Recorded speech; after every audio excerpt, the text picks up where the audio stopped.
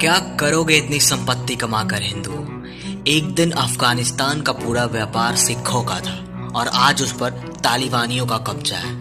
70 साल पहले तक पूरा सिंध सिंधियों का था और आज उन पर उनकी धन संपत्तियों पर पाकिस्तानियों का कब्जा है। इसलिए धन प्राप्ति से अधिक समय स्वयं और समाज के रक्षार्थ में लगा। और एक बात याद दिलानी थी मुझे आपको। आप लोग कहा करते थे ना कि अभी एक देश है आपके पास। गलत। आप ये जो दिनेश देसी की कह रहा था ना कि वो ओवैसी भारत माता की जय नहीं बोलता है, वो इसलिए नहीं बोलता। किस लिए नहीं बोलता है? क्योंकि हमने जो 50-60 साल पहले जो गलतियां करी कि हिंदू मुस्लिम सिख ईसाई सब भाई भाई, ये भी हमारा भाई वो भी हमारा भाई, तो सबको पता है कि ये हमारा भाई है, अपने को मारेंगे तो है ही नहीं, इसलिए मर्जी पड़े जो बोलो। वो बोल रहा है जबकि वो है ही नहीं भाई, क्या मतलब है यार? और वो भारत माता की जय क्यों बोलेगा पागल? उसे भारत माता की जय क्या? मेरी बात सुनो कि ये हरिओम पंवार जी देश के इतने बड़े ओज रस के कवि, इन्होंने जो ओज की भाषा को अपनी जबान पे चढ़ाया, तो ये ओज की भाषा बोलेंगे। कविता तिवारी की जुबान पे जो शब्द चढ़ा मोनिका की जुबान पे, ये वही तो भाषा बोलेंगे। अब जिसकी जबान पे भारत माता की जय जैसा पवित्र शब्द कभी चढ़ा ही नहीं, तो वो भारत माता की जय कैसे बोल सकता? उसकी भाषा है ही नहीं है। भाई वो भारत माता की जय कैसे बोलेगा यार? जिसकी जुबान पर जो शब्द चढ़ा वही तो बोलेगा। पत्रकार लोग बंधु यहाँ बैठे हुए, जिसका बचपना जिंदगी भर यूं ही गुजर गया, लाइलॉन के जूते चप्पल ले लो, फूटी तगारी ले लो, 5 रुपए किलो।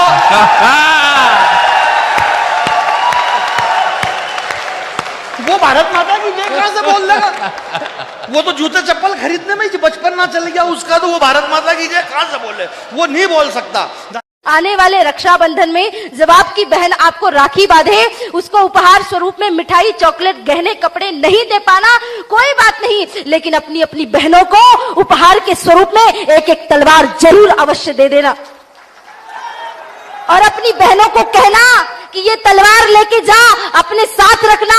कोई भी विधर्मी, कोई भी आतताई तेरी तरफ आंख उठा के देखे तो उसका गला काट के मां भारती के चरणों में चढ़ा देना। तो कोई भी बहन बेटी, सदी की आखिरी लड़ाई लड़ी जा रही है पूरी दुनिया में। जहां जहां इस्लामिक आतंकवाद जा रहा है, चाहे वो अमेरिका हो, चाहे जर्मनी हो, चाहे फ्रांस हो, चाहे जापान हो, सब जगह यही कहा जा रहा है कि इस्लामिक आतंकवाद को अगर कोई चैलेंज कर सकता है, अगर कोई इसको रोक सकता है, तो सिर्फ भारत से उम्मीद है।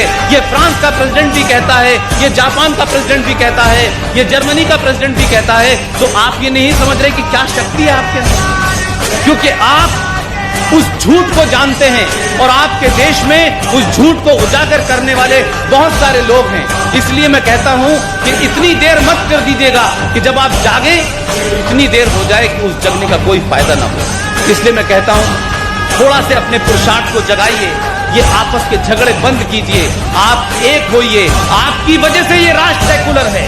जहां जहां आप नहीं हैं वहां सेकुलरिज्म की कोई बात नहीं करता है, वहां सेकुलरिज्म खत्म हो जाता है। जो आज मैं यहाँ कह रहा हूँ, हम पहली बार कोई गोवा में खोखला वादा नहीं, मैं दिल्ली में हम करके आए हैं, एक्सपेरिमेंट करके आए हैं, एक्सपेरिमेंट सक्सेसफुल रहा, वही गोवा के अंदर भी कर।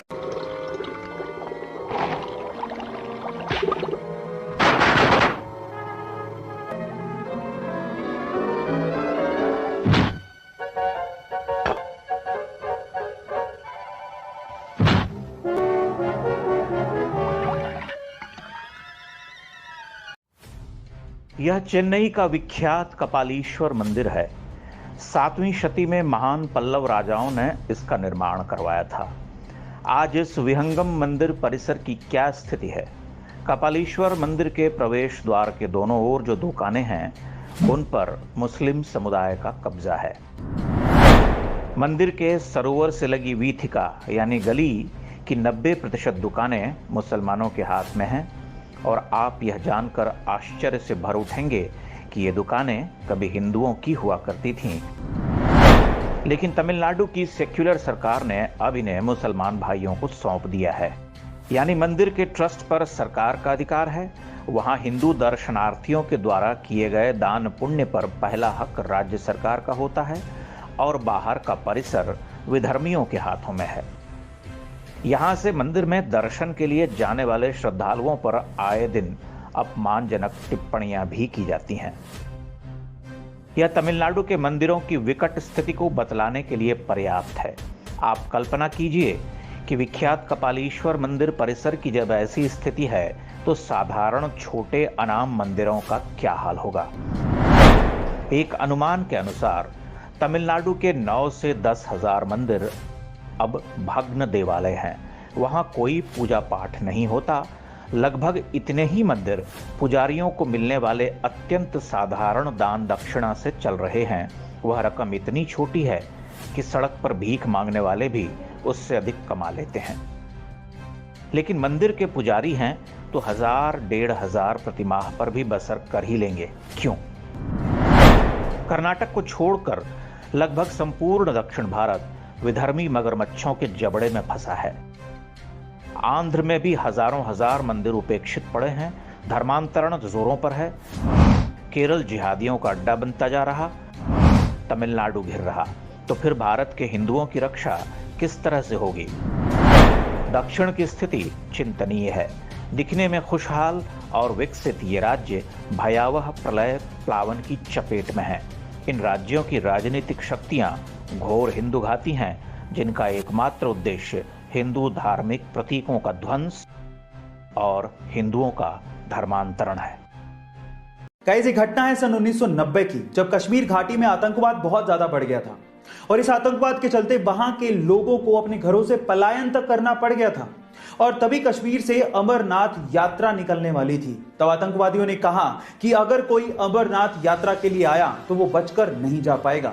तब इस बात का जवाब दिया हमारे श्री बाला साहेब ठाकरे जी ने। उन्होंने कहा कि हज की सारी फ्लाइट्स मुंबई से जाती हैं और अगर आप लोगों ने अमरनाथ यात्रा को रोकने की कोशिश करी तो हज वाले हज भी नहीं जा पाएंगे। और इसका असर यह हुआ कि अगले दिन अमरनाथ यात्रा शुरू हो गई और आतंकवादियों ने अमरनाथ यात्रियों को कुछ भी नहीं किया। गाइस, इसे कहते हैं शेर की दहाड़। आज जैसे 2 धार्मिक स्थलों की बात करता हूँ जहाँ घड़ी व हवाई जहाज चढ़ाया जाता है। पहला ब्रह्म बाबा मंदिर, जौनपुर, उत्तर प्रदेश, जहाँ लोगों की आस्था पीपल के पेड़ से जुड़ी है और लोग अपनी मनोकामनाएं पूरी करने के लिए पेड़ पर या दीवार पर घड़ी टांगते हैं। दूसरा स्थल शहीद बाबा निहाल सिंह गुरुद्वारा है। यहाँ देश विदेश से लोग हवाई जहाज चढ़ाते हैं, असली नहीं खिलौने वाला, क्योंकि उनका विश्वास है कि ऐसा करने से उन्हें वीजा आसानी से मिलता है। अब आप लोग इन धार्मिक आस्थाओं के बारे में क्या सोचते हैं?